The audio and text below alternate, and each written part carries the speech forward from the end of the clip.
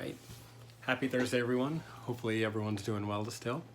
I wanted to not, again, as with most of these videos, I don't want to spoil all of it for you. I just try to take one element of, or one teaching of the chapters or chapter and focus on that. And there's one teaching that I wanted to just take a couple minutes on that it wasn't really included as part of the lesson that you'll be doing today as well.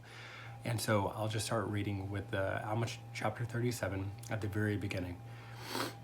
Verse 1, "And now, my son Helaman, I command you that ye take the records which have been entrusted with me." Verse 2, "And I also command you that ye keep a record of this people, according as I have done, upon the plates of Nephi, and keep all these things sacred which I have kept, even as I have kept them. For it is for a wise purpose that they are kept." And then if you continue on, so he's talking about the plates that he's received and that has been passed down from generation to generation, from prophet to prophet. And I love what it says here in verse 6. "Now you may suppose that this is foolishness in me, but behold, I say unto you that by small and simple things are great things brought to pass. And small means, in many instances, doth confound the wise." Now, you'll be talking about that a little bit in the lesson, but here in verse 8 was something I really like. "And now it has hitherto been wisdom in God that these things should be preserved. For behold, they have enlarged the memory of this people, yea, and convinced many of the error of their ways, and brought them to the knowledge of God unto the salvation of their souls." And so I love that little phrase right there, and we can just gloss right over it sometimes. It says they have enlarged the memory of this people. There's a lot of times that the prophets of all dispensations have asked their, the members of the church, the saints, to keep journals. And hopefully all of you are doing that, because that is one great way to almost have your own personal scriptures. And then also at the same time to enlarge your memory.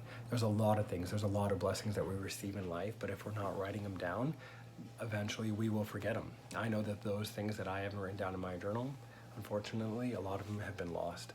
But I wanted to talk a little bit more about how we need to remember. It's enlarged the memory of the people so that they can make good choices eventually, or essentially is what it's saying.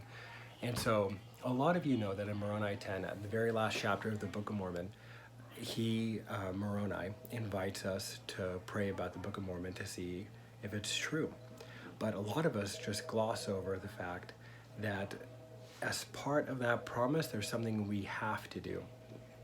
And so in verse 3 of Moroni chapter 10, he says, "Behold, I would exhort you that when ye shall read these things, if it be wisdom in God, that ye should read them."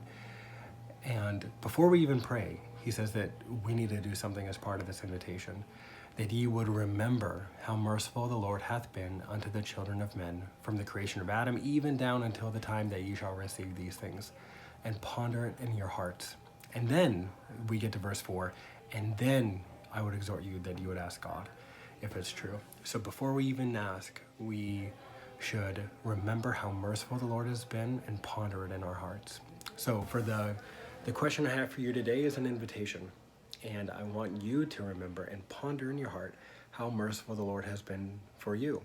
And I want you to respond with something that has come to mind that you're very grateful for, that you are so thankful that God has given you, and can't wait to hear and read about them. And I'm so grateful for these scriptures. I'm so grateful that they help enlarge my own personal memory and increase my knowledge as well, and give me so many more instances, especially here in the Book of Mormon, of how merciful God really is and how much he wants to bless us as much as possible. And I say that in the name of Jesus Christ, amen.